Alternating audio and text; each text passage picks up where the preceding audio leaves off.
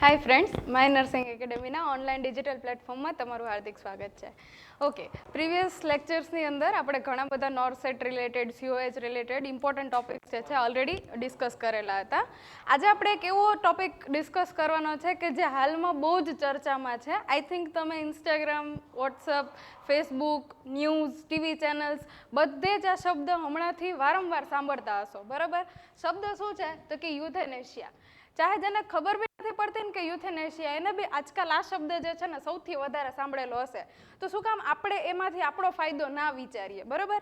હવે fundamentals of નર્સિંગનો યુથેનેશિયા કેવો topic છે જે આપણે નોર્મલી ઇગ્નોર કરી દેતા હોઈએ, અથવા તો ઓકે છે, ભણી લીધું, સમજી લીધું, થઈ ગયું, આવું કરીને જવા દેતા હોઈએ. બટ આજકાલ બહુ જ ચર્ચિત ટોપિકમાંનો એક છે, દેટ ઇઝ યુથેનેશિયા, બરાબર છે? હવે બહુ સિમ્પલ વસ્તુ છે કે નોર્સેટની અંદર બી 20 માર્ક્સનું જનરલ નોલેજ પૂછાય છે, અને મોસ્ટલી નોર્સેટની અંદર પૂછાતા અથવા તો COHની અંદર પૂછાતા ટોપિક્સમાંનો હવેની અપકમિંગ એક્ઝામિનેશનની અંદરથી આમાંથી એક કે બે ક્વેશ્ચન્સ ફોર 100% શ્યોર પૂછાશે. બિકોઝ કે યુથેનેશિયાની પોતાની હિસ્ટ્રીની અંદર એક નવો માઇલસ્ટોન એડ થયેલો છે, એક પ્રેક્ટિકલાઇઝેશન જે છે એડ થયેલું છે, બરાબર? તો જ્યારે આ ટોપિક આટલો ચર્ચામાં છે જ, તો શું કામ આપણે પણ એનું ડિસ્કશન ના કરીએ, બરાબર? તો ચલો, આજના આ ટોપિકની અંદર આપણે યુથેનેશિયા, અત્યાર સુધી તમે જે પણ સાંભળેલું હોય, આપણે ડિટેલની અંદર જોઈએ કે ભાઈ યુથેનેશિયા છે શું, પહેલાં શું હતું, પછી શું થયું અને હવે શું છે, બરાબર? આપણા ફંડામેન્ટલ્સ ઓફ નર્સિંગની અંદર આપણે આને શું કામ ભણીએ છીએ, અથવા તો આપણે આનો આ જે બહુ ચર્ચિત ટોપિક છે આપણા નર્સિંગની અંદર શું કામ ઇમ્પોર્ટન્ટ છે, અને આપણે શું કામ આને સ્ટડી કરીએ છીએ, બિકોઝ કે આ વસ્તુ જે છે ને એ આપણી ફિલ્ડને રિલેટેડ છે, બરાબર? ઓકે, ફર્સ્ટ વસ્તુ છે કે યુથેનેશિયા છે શું, બરાબર? તો યુથેનેશિયા બેઝિકલી એક ગ્રીક વર્ડ છે, જેનો આપણે સિમ્પ્લિફાય કરીએ તો યુ અને થેનેટોસ, બરાબર? આવા બે શબ્દ આની અંદર પડે. યુનો મતલબ થાય ગુડ, બટ ઓબ્વિયસ વસ્તુ છે, કશે બી આપણે યુટોશિયા અથવા તો યુસ્ટ્રેસ, આવા જ્યાં કશે બી મેડિકલ ટર્મની અંદર યુ આવો શબ્દ જ્યારે તમને સાંભળવા મળે ને, તો દેટ મીન્સ કે ગુડ, જે વસ્તુ સારી છે, બરાબર? ફોર એક્ઝામ્પલ યુસ્ટ્રેસ છે, યુટોશિયા છે, બરાબર? આવા શબ્દ તમે ઘણા બધા કદાચ સાંભળેલા હશે, બરાબર? તો યુનો મતલબ થશે ગુડ અને થેનેટોસનો મતલબ થશે ડેથ. તો ઇવેન્ચ્યુઅલી આપણે જોવા જઈએ તો આ શબ્દનો મતલબ થાય ગુડ ડેથ. હવે તમે કહેશો કે ડેથ કેવી રીતે ગુડ હોઈ શકે, બરાબર? ડેથનો મતલબ તો મરી જવું થાય, તો એ કેવી રીતે સારું હોઈ શકે? બટ ઇન અમુક સર્કમસ્ટાન્સીસ જ્યારે તમે જોવા જાઓ તો કોઈ પણ માણસના જીવવા કરતાં એની ડેથ વધારે યુઝફુલ હોય, બરાબર? જેમ કે કોઈ બી એક એવું પેશન્ટ છે કે જે બહુ બધા વર્ષથી બેડ રિડન છે, હવે એની રિકવરીના કોઈ જ ચાન્સીસ નથી. હવે એ કેસમાં એના જીવવા કરતાં એનું જતું રહેવું ને એ વધારે બેનિફિશિયલ હોય ફોર એના માટે અને એના ફેમિલી માટે, બંને માટે, બરાબર?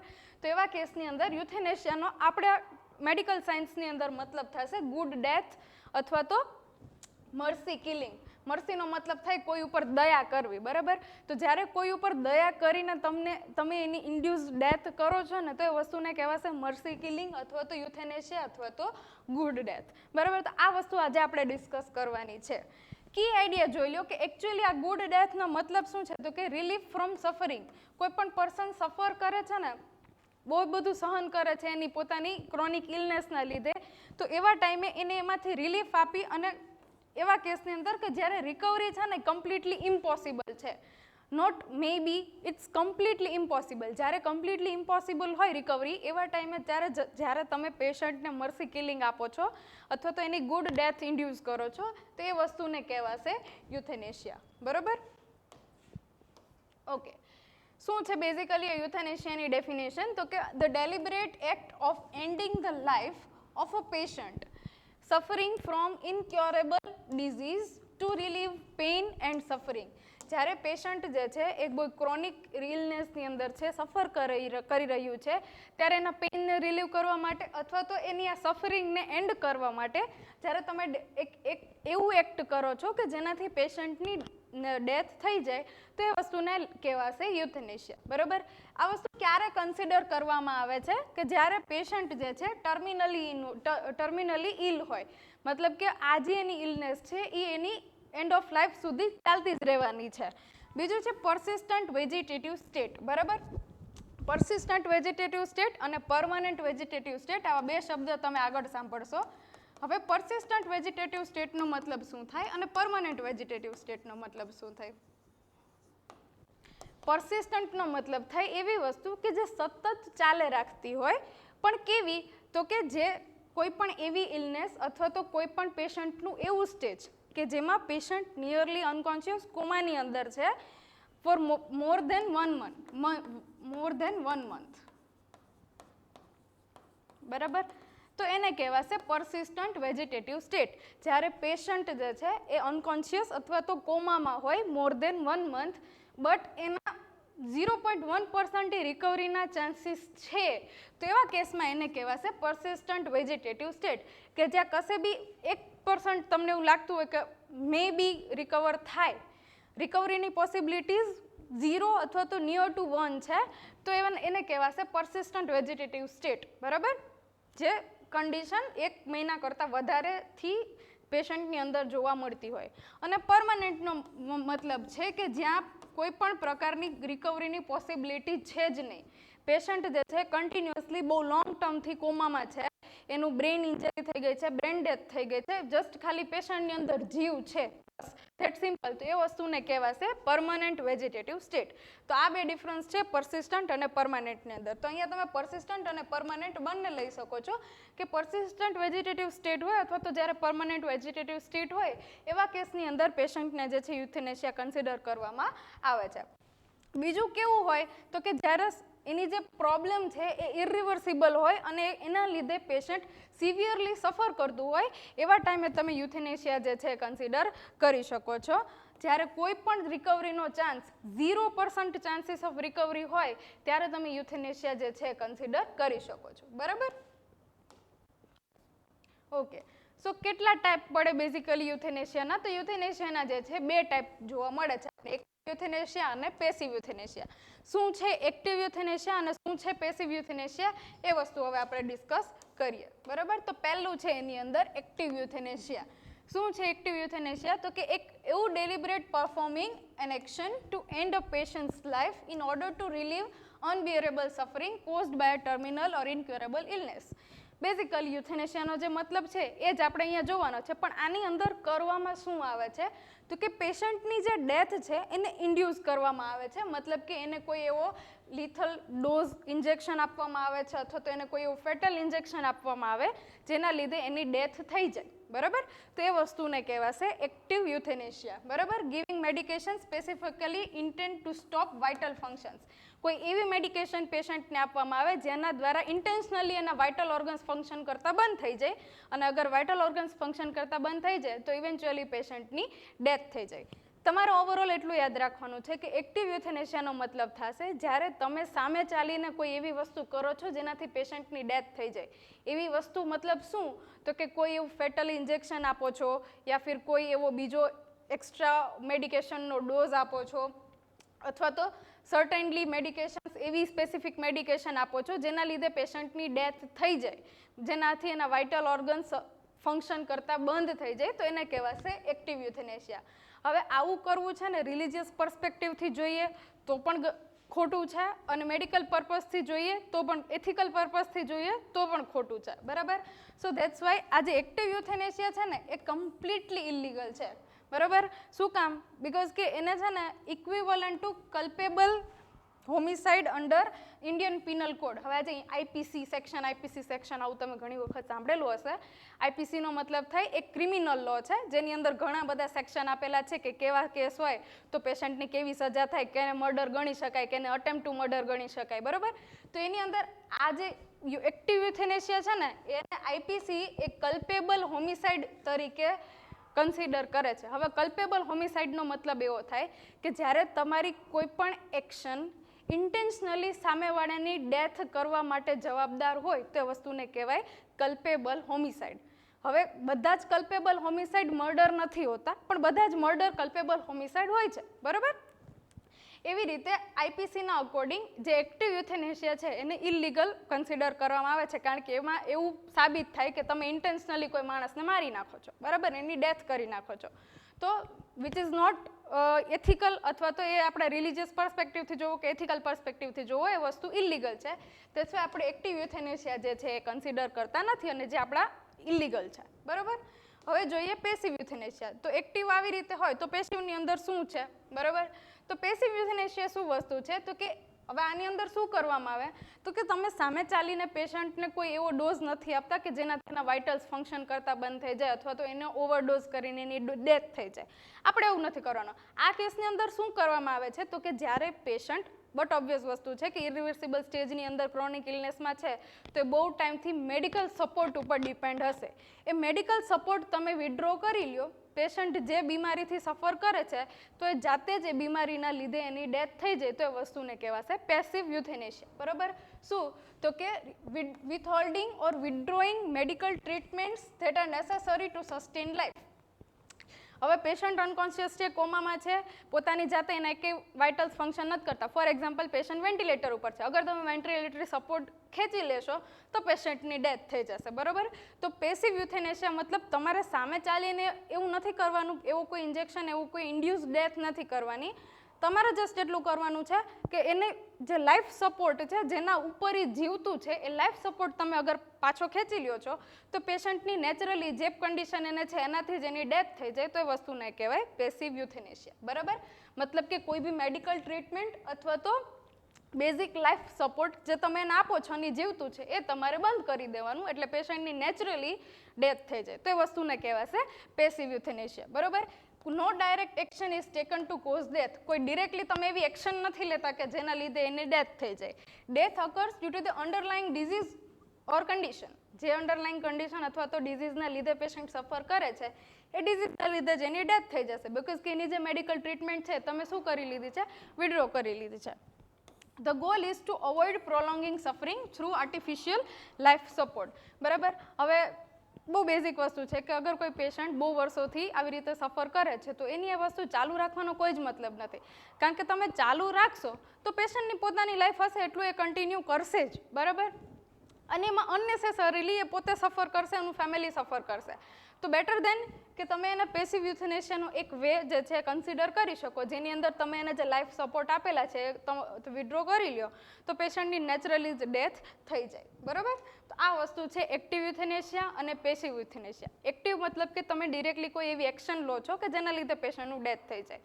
પેસિવની અંદર તમે કોઈ એક્શન નથી લેતા પણ તમે જે મેડિકલ સપોર્ટ છે ને એને વિડ્રો કરી લ્યો છો જેનાથી એ પેશન્ટની જે અંડરલાઇંગ ડિસઓર્ડર છે ને એના લીધે જ એની ડેથ થઈ જાય. બરાબર. તો આ વસ્તુ છે passive euthanasia. For an example, removing mechanical ventilator support. મતલબ કે અગર કોઈ પેશન્ટ વેન્ટિલેટરી સપોર્ટ ઉપર છે તો તમે વેન્ટિલેટર સપોર્ટ બંધ કરી દો છો. Stop artificial nutrition on feeding tubes. કોમાવાળું પેશન્ટ છે તો તમારે એને બટ ઓબ્વિયસ વસ્તુ છે ફીડિંગ ટ્યુબ્સના માધ્યમથી જ ફીડિંગ આપવું પડતું હોય તો એ તમે બંધ કરી દો એટલે એનો ન્યુટ્રિશનલ સપોર્ટ બંધ થઈ જાય.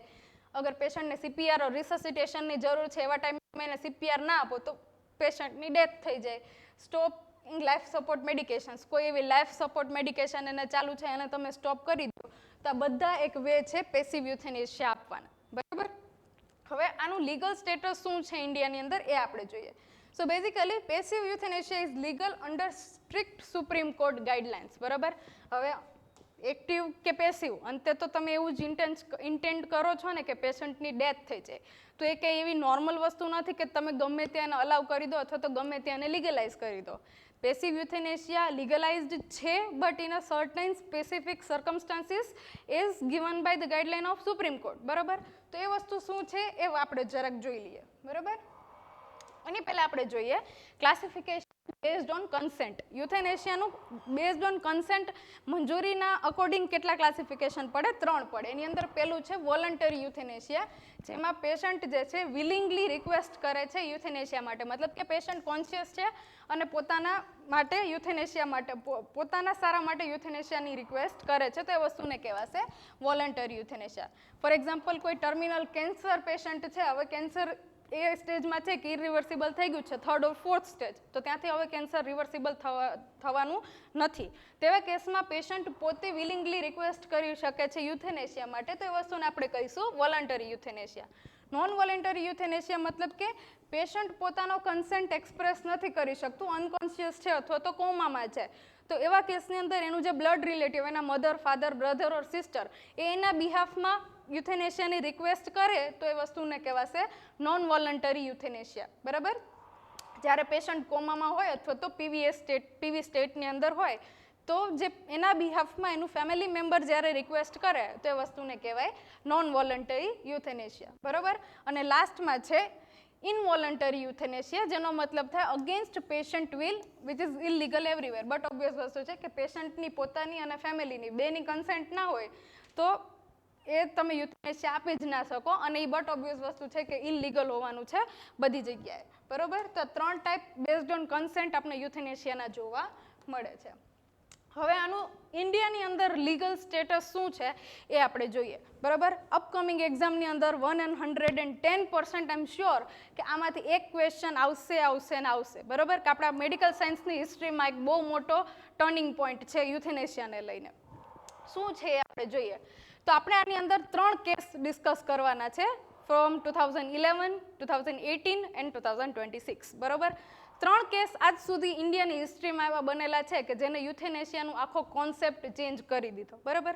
શું છે આ 3 કેસ?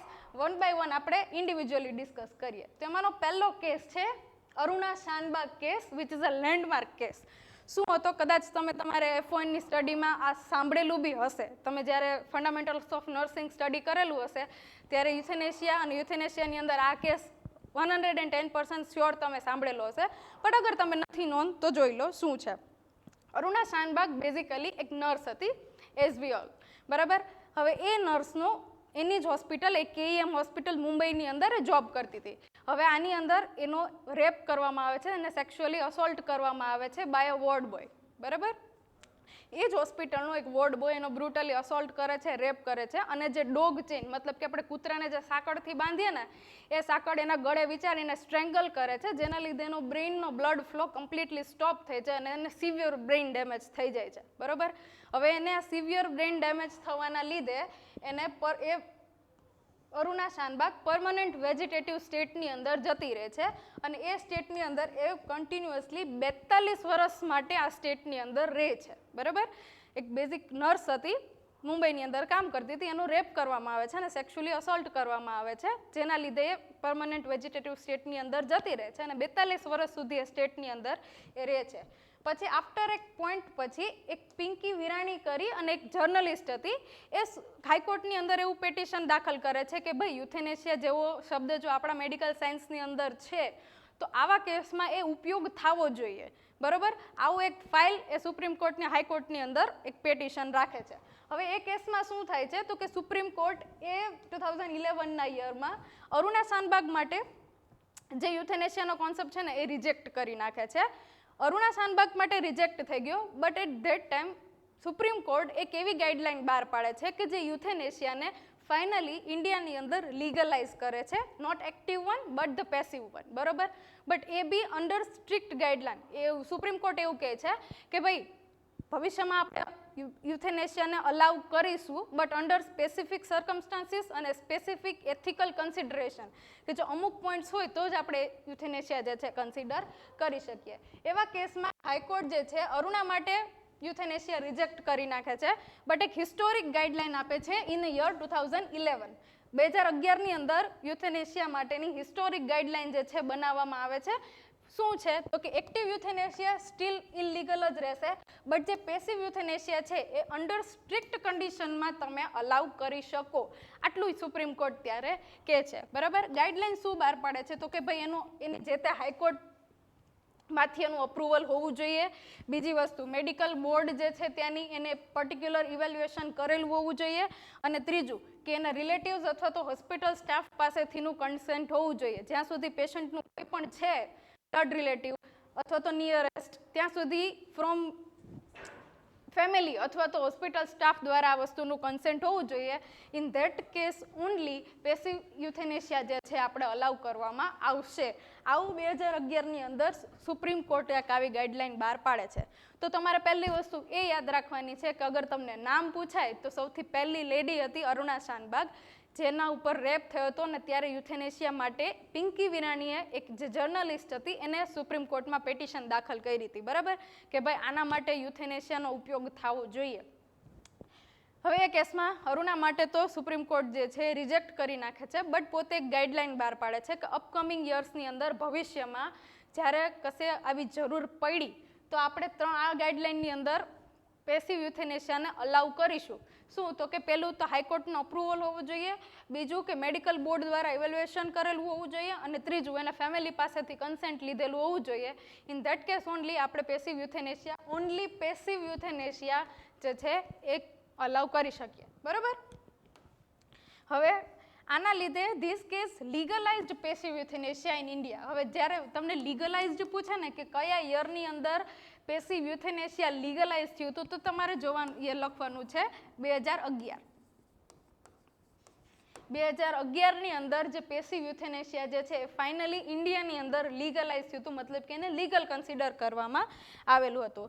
અને જો વાત કરીએ અરુણા શાનબાગની, તો એ ફરીથી પછી એ જ સ્ટેટની અંદર વધારે વર્ષો સુધી જીવી અને ફાઇનલી રિસેન્ટલી 2015ની અંદર, મતલબ કે હજી 10 વર્ષ પહેલાં જ એની ડેથ થઈ ગઈ ન્યુમોનિયાના લીધે એ જ હોસ્પિટલની અંદર. બરોબર. ઓકે, તો આ હતી પહેલી story, that was of Aruna Shanbaug, જેના લીધે એક હિસ્ટોરિકલ ગાઈડલાઈન એ આવી કે આપણા ઇન્ડિયાની અંદર પેસિવ યુથેનેશિયા લીગલાઇઝ થઈ ગયું. બરાબર, 2011ની અંદર. હવે બીજો આવે છે case, common cause case 2018, which is the landmark judgment. પહેલા 2011માં શું થયું તો કે ભાઈ સુપ્રીમ કોર્ટે છે ને પેસિવ યુથેનેશિયાને લીગલાઇઝ કરી દીધું ઇન્ડિયાની અંદર. હવે ફરીથી એક કોમન કોઝ કરી અને એક એનજીઓ છે જેનું નામ છે કોમન કોઝ. આ લોકોના સારા માટે, મતલબ કે પબ્લિક ઇન્ટરેસ્ટ માટે કામ કરતી એક નોન ગવર્મેન્ટલ ઓર્ગેનાઇઝેશન છે. હવે એ શું કર્યું હતું તો કે એણે તો અરુણા શાનબાગની પહેલા, મતલબ કે 2005માં સુપ્રીમ કોર્ટમાં પેટિશન મૂકી હતી કે ભાઈ અમે લોકોના સારા માટે જ કામ કરીએ છીએ, તો અમારી એક રિક્વેસ્ટ છે કે જે લોકો આવી લોંગ ટર્મ કન્ડિશનથી સફર કરતા હોય, હેરાન થતા હોય, દુઃખી થતા હોય, એના માટે તમે યુથેનેશિયાનું અપ્રુવલ આપો. પણ ત્યારે એ વસ્તુ રિજેક્ટ થઈ ગઈ હતી. બરાબર. અગેન જ્યારે 2011ની અંદર અરુણા શાનબાગનો કેસ બન્યો તો આજે કોમન કોઝ ઓર્ગેનાઇઝેશન છે ને એને એક સપોર્ટ મળ્યો, એનાથી ઇન્ફ્લુઅન્સ થઈ અને એને ફરીથી એ વાતને આગળ વધારી. બરાબર. તો જ્યારે આ કેસ ફરીથી ફાઇલ થયો common cause versus union of India, મતલબ કે સેન્ટ્રલ ગવર્મેન્ટના અગેન્સ્ટ એને ફરીથી એક કેસ ચલાવ્યો કે જેની અંદર શું થયું તો કે organization argued that terminally ill patient have right to refuse life prolonging treatment. બરાબર. તમે 2011ની અંદર એ રૂલ તો આપી દીધો કે પેસિવ યુથેનેશિયા અલાઉડ છે, પણ એની સ્ટ્રિક્ટ ગાઈડલાઈન આપી.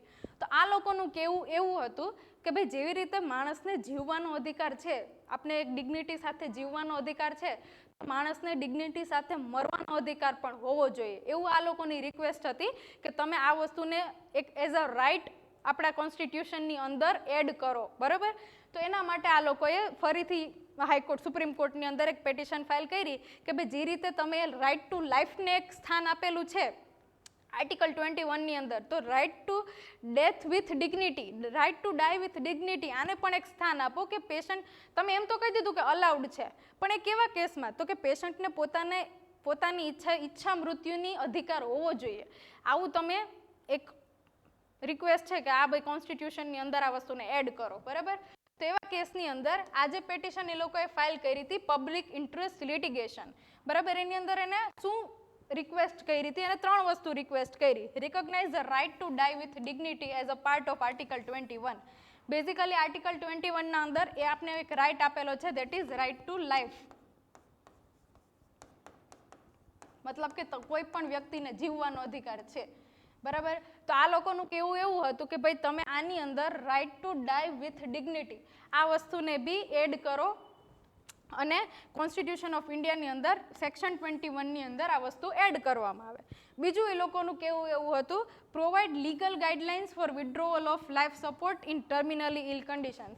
કે તમે એવું કીધું કે પેસિવ યુથેનેશિયા અમે અલાઉ કરશું, મતલબ કે લાઈફ સપોર્ટ વિથડ્રો કરવાની અમે પરમિશન આપશું, તો પછી એની એક સ્ટ્રિક્ટ ગાઈડલાઇન બહાર પાડો કે જેનાથી ખબર પડે કે કેવા કેવા કન્ડિશનની અંદર આપણે યુથેનેશિયા પેસિવ યુથેનેશિયાનો ઉપયોગ કરી શકીએ.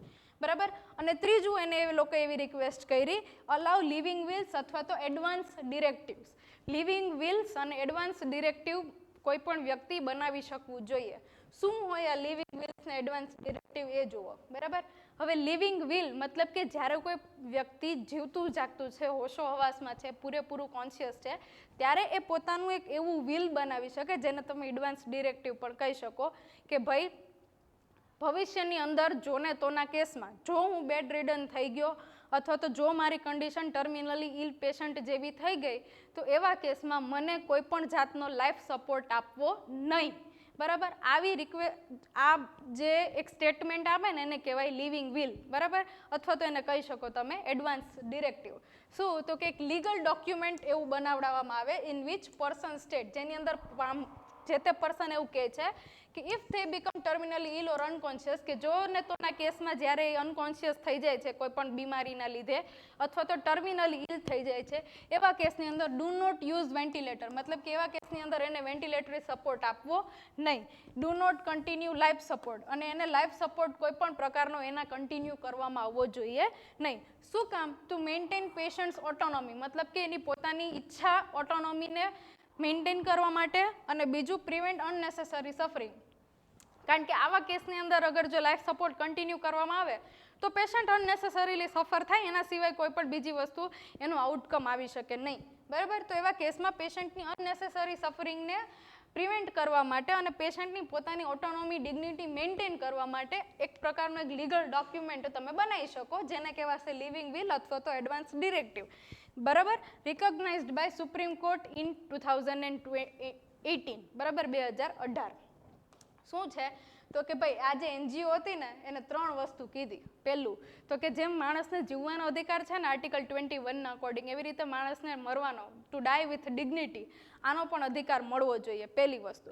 બીજી વસ્તુ કે પેસિવ યુથેનેશિયા માટે એક સ્પેસિફિક ગાઈડલાઈન બહાર પડવી જોઈએ કે કયા કયા કન્ડિશનની અંદર તમે પેસિવ યુથેનેશિયાનો ઉપયોગ કરી શકો. અને ત્રીજું કે જે તે પર્સન પોતાની રીતે પોતાનું લિવિંગ વિલ અથવા તો એડવાન્સ ડિરેક્ટિવ બનાવી શકવું જોઈએ કે જેમાં એ પોતે એવું લખી શકે કે લીગલી મને જ્યારે હું અનકોન્શિયસ થઈ જાઉં અથવા તો એવી કોઈ લોંગ સફરિંગ કન્ડિશનની અંદર આવી જાઉં તો મને કોઈ પણ પ્રકારનો CPR, રિસસિટેશન, લાઈફ સપોર્ટ અથવા તો મેડિકેશન્સ અથવા તો લાઈફ સસ્ટેનિંગ પ્રોસિજર મારા ઉપર કરવામાં આવવી જોઈએ નહીં. બરાબર, તો એ આ 3 વસ્તુ જે છે એ લોકોએ આની પેટિશન જે સુપ્રીમ કોર્ટની અંદર દાખલ કરી. કોણે? તો કે કોમન કોઝ નામની NGO હતી એણે. બરાબર, 2018ની અંદર. હવે એના પછી શું થયું તો કે જ્યારે એ લોકોએ આ ફાઇનલી આ વસ્તુ માટે લડાઈ કરી તો 2018ની અંદર અંતે એ લોકો પણ જીતી ગયા. અને શું થયું તો કે એક 2018ની અંદર સુપ્રીમ કોર્ટે એક લેન્ડમાર્ક જજમેન્ટ આપ્યું. શું આપ્યું તો કે recognizing right to die with dignity and legalizing living wills in India. બરાબર, 2011ની અંદર એને શું કર્યું હતું તો કે લીગલાઇઝડ પેસિવ યુથેનેશિયા. 2011ની અંદર એને પેસિવ યુથેનેશિયાને લીગલાઇઝ કર્યું. 2018ની અંદર શું કર્યું તો કે to right to die with dignity, આ વસ્તુને આપણા કોન્સ્ટિટ્યુશનની અંદર એડ કરવામાં આવી.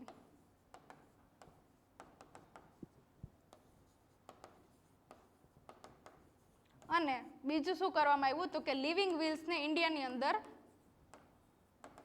લીગલાઇઝ કરવામાં આવ્યા. બરાબર, 2 વસ્તુ 2018ની અંદર કરવામાં આવી. તો કે આર્ટિકલ 21ની અંદર જ્યાં રાઇટ ટુ લાઈફ મતલબ કે માણસને જીવવાનો અધિકાર હતો તે માણસને પોતાની ડિગ્નિટી માન સાથે મરવાનો પણ અધિકાર આપવામાં આવ્યો. બરાબર, અને બીજું કે પોતે જ્યારે જીવિત છે, કોન્શિયસ છે, ત્યારે પોતાનું એક લીગલ ડોક્યુમેન્ટ અથવા તો એક એક્ટિવ એડવાન્સ ડિરેક્ટિવ અથવા તો લિવિંગ વિલ બનાવવાની મંજૂરી મળી કે જેમાં પેશન્ટ એવું લખી શકે, એવું એક ડોક્યુમેન્ટ આપી શકે કે ભાઈ જો હું આવી કન્ડિશનથી સફર થાવ તો મને કોઈ પણ જાતનો લાઈફ સેવિંગ પ્રોસિજર નહીં કરવી અથવા તો મને કોઈ પણ જાતનો મેડિકલ સપોર્ટ આપવો નહીં. તો આ 2 વસ્તુ જે પાસ થઈ એ યર છે 2018. બરાબર, તો આ 2 વસ્તુ અત્યાર સુધી આપણે જોઈ. હવે ત્રીજો અને હાલનો બહુ જ ચર્ચિત ટોપિક, બરાબર, the case of Harish Rana. શું કોણ છે આ હરીશ રાણા? શું કામ આજકાલ આટલો બધો ચર્ચામાં છે? અથવા તો શું કામ યુથેનેશિયા અચાનકથી લોકોના શબ્દોમાં સાંભળવા મળે છે અથવા તો લોકોને વાંચવા મળે છે? એનું એક જ કારણ છે આ છોકરો.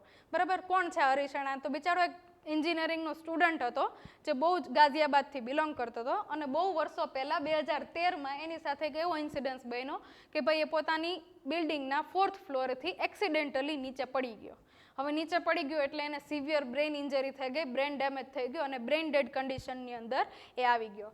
હવે આ કન્ડિશનમાં આવી ગયા પછી એની સિવિયર એક પરમાનન્ટ વેજીટેટિવ સ્ટેટની અંદર આજે હરીશ છે એ જતો રહ્યો. હવે આ સ્ટેટની અંદર એ છેલ્લા 13 વર્ષથી છે, બરાબર. કેટલા? 13 વર્ષથી આ એક પરમાનન્ટ વેજીટેટિવ સ્ટેટની અંદર છે કે જેમાં કદાચ એની આંખો એક જ બ્લિંક કરે છે, બાકી એની અંદર એનું બ્રેઇન કામ નથી કરતું, એના વાઇટલ્સ બી જે છે મેડિકલ સપોર્ટ ઉપર ફંક્શન કરે છે, બરાબર. હવે આ કેસમાં જે હરીશ છે ને એના ફાધરે હવે ફાઇનલી યુથેનેશિયાનો સહારો લેવા માટે સુપ્રીમ કોર્ટની અંદર એક રિક્વેસ્ટ અથવા તો એક પેટિશન ફાઇલ કરી છે કે ભાઈ મારો સન જે છે એ છેલ્લા 13 વર્ષથી આ વસ્તુ આ પીડા ભોગવે છે, તો હું એવું ઈચ્છું છું કે એના આમાંથી મુક્તિ મળે, બરાબર. હવે 2011ની અંદર પેસિવ યુથેનેશિયા લીગલ થઈ ગયું છે.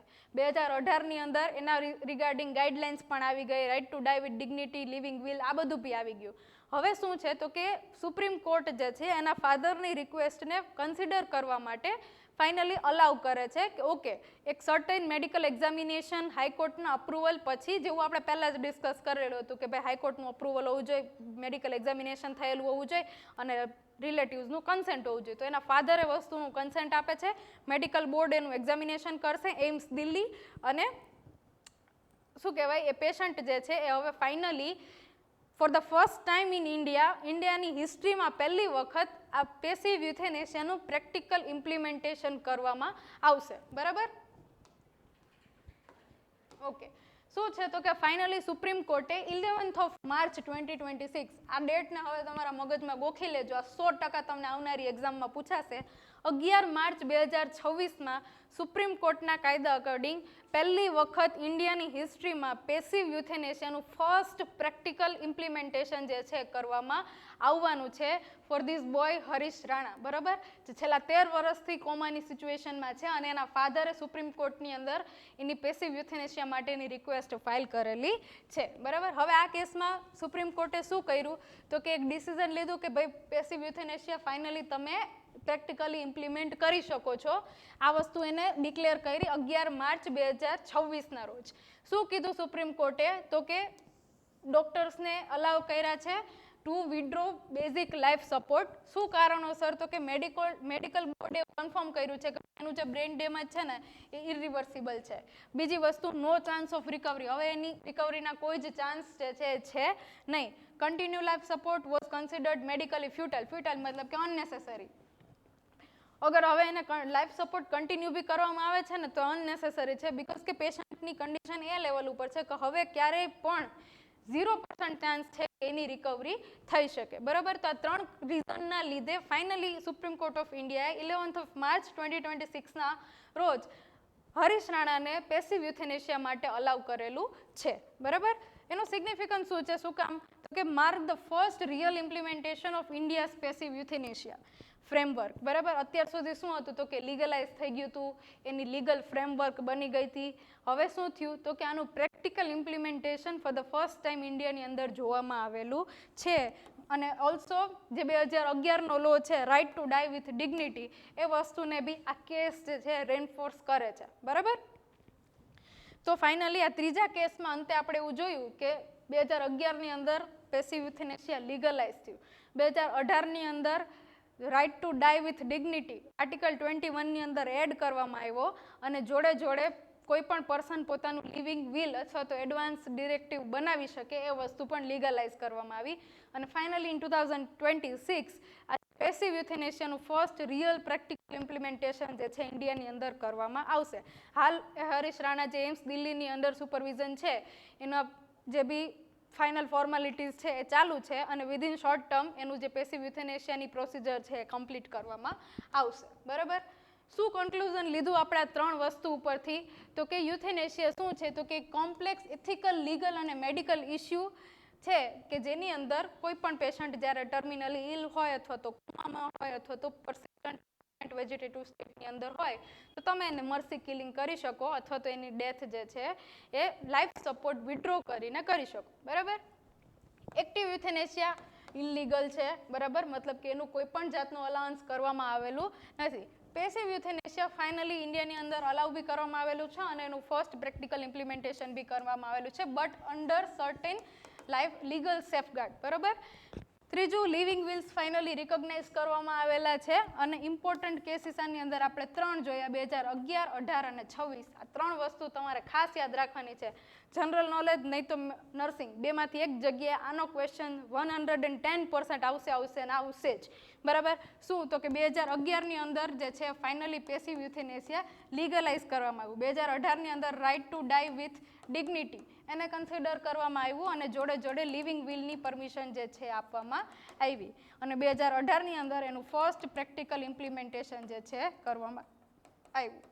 First practical implementation. બરાબર. This cases shape the right to die with dignity in India. અને યુથેનેશિયાના ઇન્ડિયાના કોન્સેપ્ટની અંદર આ 3 યર અને આ 3 કેસ એ બહુ જ એક મોટા માઇલસ્ટોન જોવા મળ્યા છે. અને આ કેસ જે છે એ ઇન્ડિયન હિસ્ટ્રીની અંદર ફર્સ્ટ પ્રેક્ટિકલ ઇમ્પ્લિમેન્ટેશન છે. તો તમારે 110% આ યાદ પણ રાખવું જોઈએ અને આ તમને પૂછાશે. જો અગર ડેટ પૂછવામાં આવે તો તમારે યાદ રાખવાની છે 11th March 2026.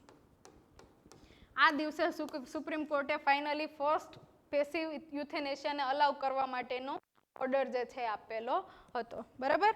So I hope તમને આ લેક્ચરની અંદર યુથેનેશિયા શું છે, શું જોયું, એક્ટિવ હોય, પેસિવ હોય, વોલન્ટરી હોય, નોન વોલન્ટરી હોય ને ઇનવોલન્ટરી હોય. બરાબર. આટલા યુથેનેશિયા હોય. એક્ટિવની અંદર તમને કોઈ એવો ડોઝ આપવામાં આવે અથવા તો કોઈ એવી એક્શન લેવામાં આવે કે જેનાથી તમારી ડેથ થઈ જાય. પેસિવની અંદર તમને જે લાઈફ સપોર્ટ આપવામાં આવેલો છે એ વિડ્રો કરી લેવામાં આવે, જેનાથી જે વસ્તુથી તમે પીડાવ છો એનાથી જ તમારી ડેથ થઈ જાય. 3 કેસ આપણે ડિસ્કસ કર્યા. 2011 Aruna Shanbaug, she was a nurse, જેનો રેપ થયેલો હતો અને 42 વર્ષ સુધી એ કોમાના સ્ટેટમાં રહેલી છે. બટ સુપ્રીમ કોર્ટે એના માટે યુથેનેશિયા રિજેક્ટ કરેલું હતું. પણ એક પોતાને ગાઈડલાઈન પણ આપેલી હતી, એક હિસ્ટોરિક ગાઈડલાઈન, કે ભવિષ્યમાં પેસિવ યુથેનેશિયા અલાઉ કરવામાં આવશે.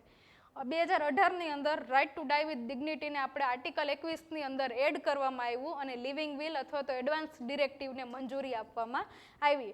અને 2026ની અંદર આ યુથેનેશિયાનું ફર્સ્ટ પ્રેક્ટિકલ ઇમ્પ્લિમેન્ટેશન જે છે કરવામાં આવ્યું. બરાબર. તો આટલી વસ્તુ આપણે આ લેક્ચરની અંદર જોયેલી છે. આઈ હોપ તમને ભવિષ્યની એક્ઝામમાં 1 થી 2 માર્ક 100% કવર કરાવશે અને ભવિષ્યમાં આપણે આવી જ નોલેજેબલ અને ઇન્ફોર્મેશન જોડે મળીશું.